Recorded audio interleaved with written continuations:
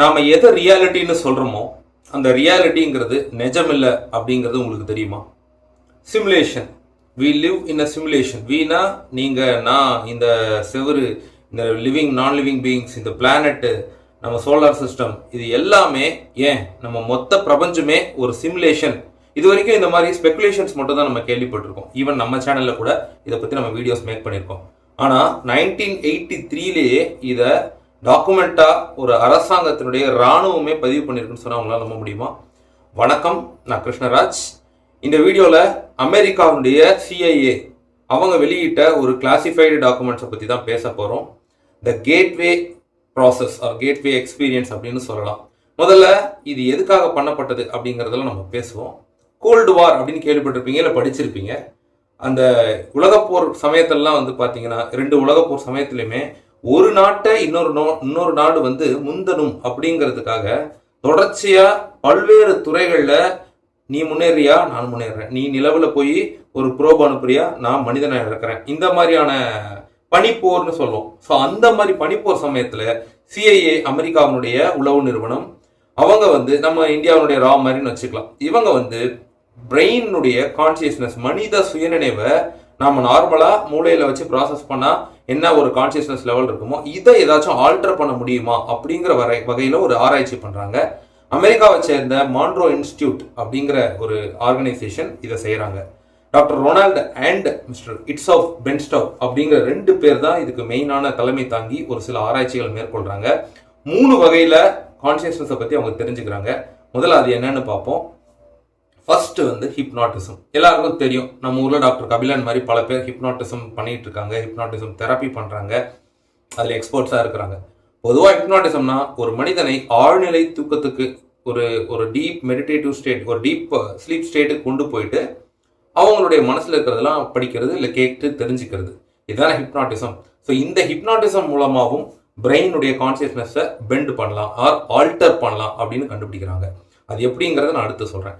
அடுத்து transcendental meditation. இது மூலமாகவும் நம்மளுடைய சுயநினைவு ஆர் கான்சியஸ்னஸ், நான் அப்படிங்கிற எண்ணத்தை மாற்றி அமைக்கலாம் அப்படிங்கிறத கண்டுபிடிக்கிறாங்க. 3வது ரொம்ப ரொம்ப முக்கியமானது பயோ ஃபீட்பேக்.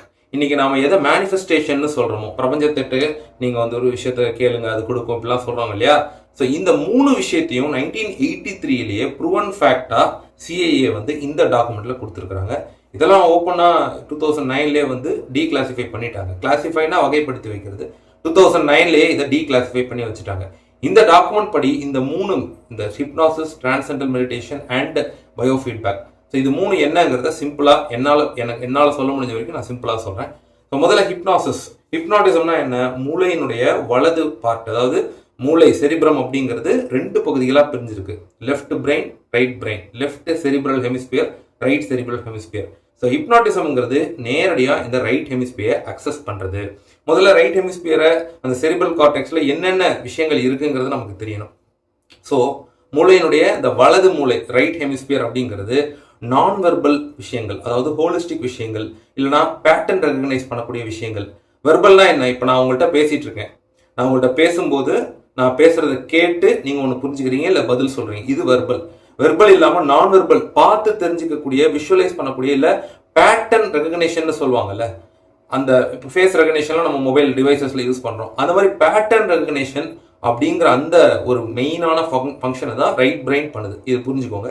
லெஃப்ட் பிரெயின் அந்த மாறாக பார்த்தீங்கன்னா ரொம்ப காக்னிட்டிவ் எபிலிட்டிஸ், அதாவது இன்ஸ்ட்ரக்ஷனுக்கு பதில் சொல்றது. காக்னிட்டிவ் அப்படின்றது அதுதான், சுயமா திங்க் பண்ணக்கூடிய ரேஷனல் திங்கிங் உள்ள அந்த பகுதிகள் எல்லாமே மூளையினுடைய லெஃப்ட் ஹெமிஸ்பியர்ல இருக்குது. ஸோ இங்க வெர்பல் லெஃப்ட் சைட்ல, வெர்பல் ரைட் சைட்ல நான் வெர்பல். இதை ஞாபகம் வச்சுக்கோங்க. ஸோ ஹிப்னாட்டிசம்ல என்ன செய்யறாங்க அப்படின்னா, ஹிப்னாட்டிசம்ல நேரடியா ரைட் பிரெயின் கிட்ட போறாங்க. அதாவது லெஃப்ட் பிரெயினை கிட்டத்தட்ட ஸ்கிப் பண்றாங்க, இல்ல ஏமாத்துறாங்கன்னு சொல்லலாம். ஸோ ஹிப்னாட்டிசம் மூலமா வெர்பலா சில கமாண்ட்ஸ் கொடுக்குறாங்களா, இந்த முள்ள பாருங்க, இது இப்படி சாஞ்சிக்கிட்டே இருக்கும், இல்லை இந்த ரவுண்டை பாருங்க, இது சுத்திட்டே இருக்கும், நீங்க இப்போ 5 வயசுல இருக்கீங்க, 3 வயசுல இருக்கீங்க, இப்படி கொண்டு போவாங்க. இது வெர்பல் கமாண்ட்ஸ். அப்போ லெஃப்ட் பிரெயினை ஏமாத்தி ரைட் பிரெயினை போய் அக்சஸ் பண்ணி அந்த பேட்டர்ன் ரெகக்னேஷன்ல என்னெல்லாம் ஆழ்மன பதிவுகள் இருக்குங்கிறத பாக்குறது தான் நமக்கு தெரிஞ்ச வரைக்கும் இந்த ஹிப்னாட்டிசம் அப்படிங்கிறது. இந்த மெத்தட்ல நம்மளுடைய சுயநினைவை ஆல்டர் பண்ண முடியுமா சார்? ஹிப்னாட்டிசம் தெரப்பிலாம் 5 நிமிஷம் 10 நிமிஷம் பண்ணுவாங்க, அதுல எப்படி ஹிப்னாட்டிசம் மைண்டை ஆல்டர்லாம் பண்ண முடியும்னா, there are methods to practice where your right hemisphere, மூளையினுடைய ரைட் ஹெமிஸ்பியர் ரொம்ப ஈஸியா உங்களுடைய உடலினுடைய அந்த உடல்ல இருக்கிறோம் அப்படிங்கிறத அந்த அந்த உணர்வையே இழந்து அது இந்த ஸ்பேஸ் அண்ட் டைம் டைமென்ஷன்ஸை கடந்து போக முடியும்னு சொல்றாங்க. இது முதல் மெத்தட். ரெண்டாவது மெத்தட்ல வந்து பாத்தீங்கன்னா டிரான்செண்டல் மெடிடேஷன். ஒன்றும் இல்லைங்க, நம்ம ஊர்ல நம்ம சித்தர்கள், நம்ம தமிழ் சித்தர்கள் நிறைய இந்த குண்டலினி யோகத்தை பத்தி பேசியிருப்பாங்க. இதை வந்து ரொம்ப ஸ்பிரிச்சுவலான ரிலீஜியஸ் விஷயம்லாம் நினைக்காதீங்க, முழுக்க முழுக்க அறிவியல் தான். ஸோ குண்டலினி யோகம்ங்கிறது நம்மளுடைய ஸ்பைனல் கார்ட்ல இருந்து நம்மளுடைய உயிர் சக்தியை மேலெழுப்பி நம்மளுடைய செரிப்ரல் கார்டெக்ஸ் வரைக்கும் கொண்டு போறது. அதாவது 7 படிநிலைகளை கடந்து 7 சக்கரங்களை கொண்டதுலாம் சொல்லி நிறைய சமஸ்கிருதப்படுத்தப்பட்ட சான்ஸ்கிரிட்டைஸ்டு வார்த்தைகள் சொல்லுவாங்க. சிம்பிளா நம்மளுடைய பிரெயின் ஹெமிஸ்பியர்ஸை பைபாஸ் பண்ணிட்டு ஸ்கிப் பண்ணிட்டு மூச்சை, அதாவது மெடிடேஷனால மூச்சை கவனிக்கிறது தான்.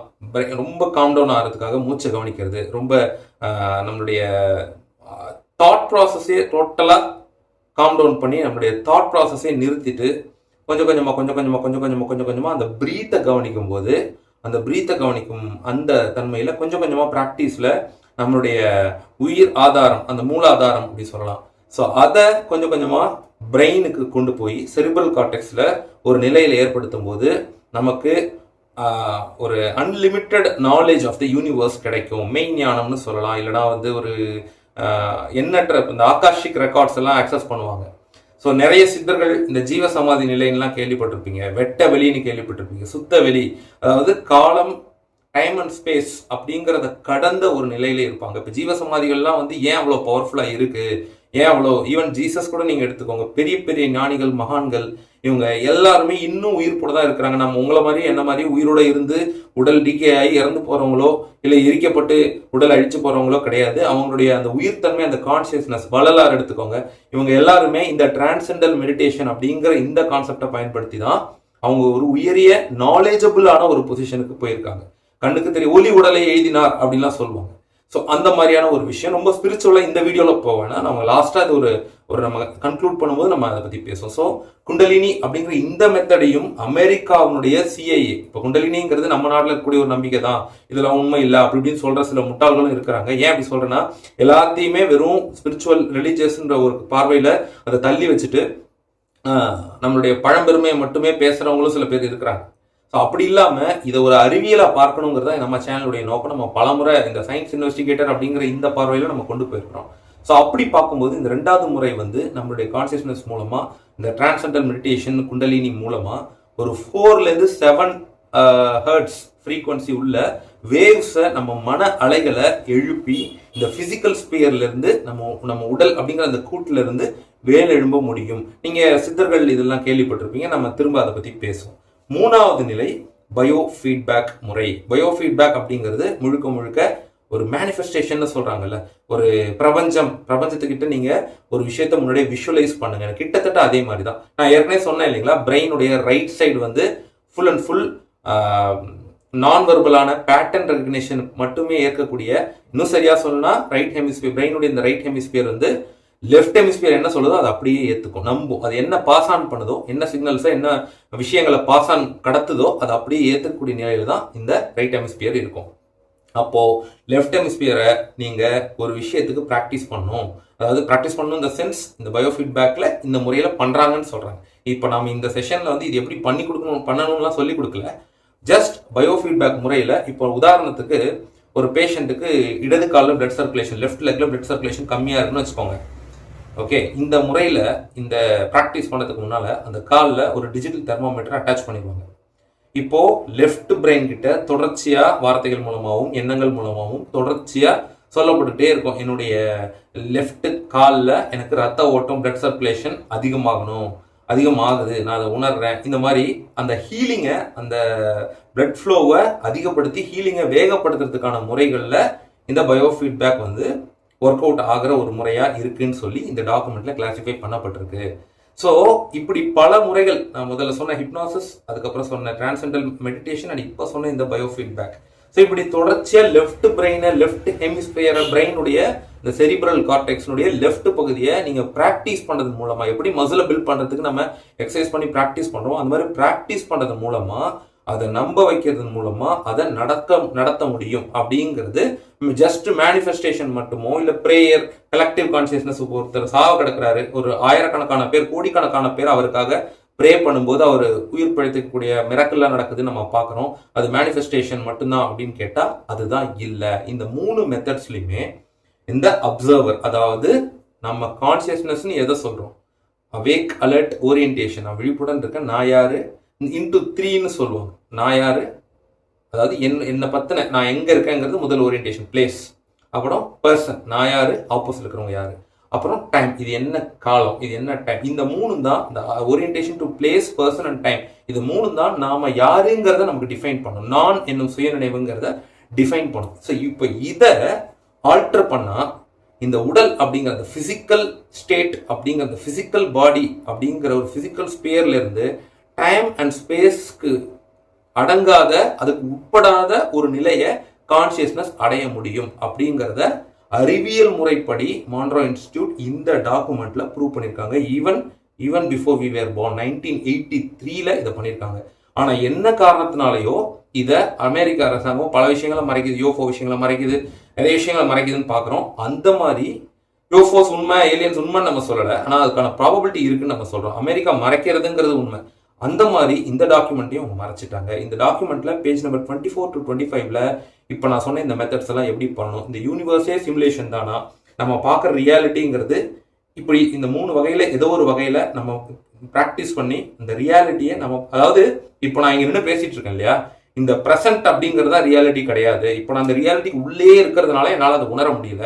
இந்த ரியாலிட்டிக்கு வெளியேறத நான் பார்க்கும்போது ஒரே பிசிக்கல் சைட்ல இதே இடத்துல நேற்றுக்கு நான் பேசுனதும் இருக்கும், நாளைக்கு நான் பேச போறதும் இருக்கும். இதை நம்ம பிரெயினுடைய 2 hemispheres, left cerebral hemisphere, right cerebral hemisphere, இது ரெண்டுத்தையும் ஒத்திசைவுன்னு சொல்லப்படக்கூடிய கொஹிரன்ஸ் மூலமா ஒன்று சேர்க்கும் போது இந்த உடல் அப்படிங்கிறது இந்த கூடு பிசிக்கல் ஸ்பியர்ல இருந்து வெளியே போகக்கூடிய தன்மை, அந்த வல்லமை அதுக்கு கிடைக்கும். இப்போ வள்ளலார் அப்படிதான் போயிட்டாங்க. நிறைய சயின்ஸ், நிறைய சித்தர்கள் இப்படிதான் இந்த ஜீவ சமாதி நிலையில எங்க நினைச்சாலும் போகலாம். இப்ப இந்த மாதிரியான இந்த கான்சியஸ்னஸ் ஆல்டர் பண்ணக்கூடிய தன்மை கொண்ட நபர்கள், ஆர் சிம்பிளா அவுட் ஆஃப் பாடி எக்ஸ்பீரியன்ஸ், ஓபின்னு சொல்லுவாங்க. இந்த அவுட் ஆஃப் பாடி எக்ஸ்பீரியன்ஸ் கொண்ட நபர்கள் எங்க வேணாலும் எப்ப வேணாலும் போகலாம். நீங்க தமிழ்ல சித்தர்களுடைய பாடல்கள் நிறைய படிச்சவங்களுக்கு தெரியும். சித்தர்கள்ங்கிறவங்க வெறும் கடவுளை கும்பிடு சாமியார்கள் கிடையாது, விஞ்ஞானிகள். விண்ல இருக்கக்கூடிய ஞானத்தை படிச்சு தெரிஞ்சு மற்றவங்களுக்கும் அதை சொல்லி கொடுத்தவங்க அப்படிங்கிற அடிப்படையில் தான் நம்ம பேசுறோம். திருமூலர், திருமந்திரம் இதெல்லாம் நீங்க படிச்சு பார்த்தீங்கன்னாலே தெரியும். குளிகைகள்னு சில கேப்சியூல்ஸை போட்டுக்கிட்டு, இந்த கேப்சியூல்ஸை அணிஞ்சுக்கிட்டு, உள்ளுக்கு சாப்பிட்ற குளிகையும் இருக்கு, மேலே போட்டுக்கிற குளிகையும் இருக்கு. இந்த கேப்சியூல்ஸ் அணிஞ்சுக்கிட்டு உடலை ஒரு குறிப்பிட்ட இடத்துல, அதாவது பரகாய பிரவேசம், உடல் இங்க இருக்கும், ஆஸ்ட்ரல் பாடி டிராவல்னு சொல்லுவாங்க, அவுட் ஆஃப் பாடி எக்ஸ்பீரியன்ஸ் சொல்லுவாங்க. நீங்க சொன்னா நம்ப மாட்டீங்க, இன்னைக்கும் திருச்சியில பொன்மலை கிட்ட நினைக்கிறேன், சரியா இடம் தெரியல, திருச்சியில 6 சக்கர வீடுன்னு ஒண்ணு இருக்கு. அந்த காலத்துல சித்தர்கள் வாழ்ந்த காலத்துல சித்தர்கள் தங்களோட உடலை பாதுகாத்து வைக்கக்கூடிய அந்த கேபின் மாதிரி இன்னைக்கும் அதை பாதுகாத்து வச்சுக்கிட்டு இருக்காங்க. முடிஞ்சா நம்ம எப்பயாவது அங்க போயிட்டு ஒரு வீலாக் மாதிரி பண்ணுவோம். ஸோ என்ன சொல்ல வரேன் அப்படின்னா, நாம பார்க்கக்கூடிய இந்த தாட், நம்ம பார்க்கக்கூடிய அந்த ரியாலிட்டிங்கிறது நம்மளுடைய பெர்செப்ஷன். அதை ஒத்துப்பீங்கன்னு நினைக்கிறேன். இந்த பெர்செப்ஷன் ஒரு சிமுலேஷன். அப்ப ஏதோ ஒரு சூப்பர் இன்டெலிஜென்ஸ், அது இந்த கடவுள், அந்த கடவுள், இந்த சாமி, அந்த சாமி அப்படிலாம் நான் சொல்லல. ஒரு சூப்பர் இன்டெலிஜென்ட் டிசைன் இதுக்கு பின்னால இருக்குது. மேட்ரிக்ஸ்னு ஒரு படம் வந்திருக்கு. மேட்ரிக்ஸ் வர்றதுக்கு 16 வருஷத்துக்கு முன்னாலேயே 1983ல இதை CIA ப்ரூவ் பண்ணியிருக்காங்க, டாக்குமெண்ட் பண்ணி வச்சிருக்காங்க. ஆனா ஏதோ ஒரு காரணத்தால உலகத்துக்கு இந்த விஷயங்கள்லாம் போகக்கூடாதுங்கிறதுல அவங்க ரொம்ப பர்டிகுலரா இருந்திருக்காங்க. ஸோ நம்ம பார்க்குற ரியாலிட்டிங்கிறது நம்மளுடைய தாட்ஸால ஆனது. Thoughts are nothing but the products of energy patterns. Energy patterns are nothing but reality. So இதுதான் இந்த கிளாசிஃபிகேஷன், இந்த டாக்குமெண்ட்னுடைய ஒரு சாராம்சமாக நான் பார்க்குறேன். ரொம்ப ஆச்சரியமா இருக்கு. இதை பற்றி நீங்கள் என்ன நினைக்கிறீங்கிறத கமெண்ட்ஸில் ஆக்கப்பூர்வமான முறையில் கொடுங்க. சிமுலேஷன்ல தான் நம்ம வாழறோம் அப்படின்னா நம்ம தினம் தினம் சந்திக்கக்கூடிய பிரச்சனைகள் இதுக்கு எல்லாத்துக்கும் நம்மளுடைய தாட்ஸ்லேயே தீர்வு இருக்கும். நம்மளுடைய சோம்பேறித்தனமாக இருக்கலாம், நெகட்டிவ் எனர்ஜியாக இருக்கலாம், பாசிட்டிவ் எனர்ஜியாக இருக்கலாம். ஸோ இதை பற்றியெல்லாம் உங்களுடைய அனுபவங்கள் என்னங்கிறத கமெண்ட்ல கொடுங்க. இன்னொரு புதிய சிந்தனையை தூண்டும் காணொலியில் சந்திப்போம். உங்கள் அனைவருக்கும் நல்லதே நடக்கட்டும், நலமே சொல்லட்டும். நன்றி.